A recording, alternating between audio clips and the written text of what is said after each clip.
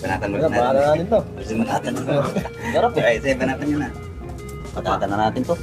Alright guys, if you like this kind of video, please support our channel and like and subscribe and comment your suggested local canteens, restaurants dito sa Mapantanda. Bibisitahin namin yan.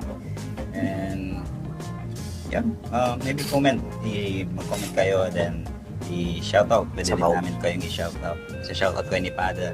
Kung sinong nakakakilala dito sa amin, i-comment nyo lang sa YouTube and then i-shoutout namin kayo. Okay? Thank you. Thank you so much.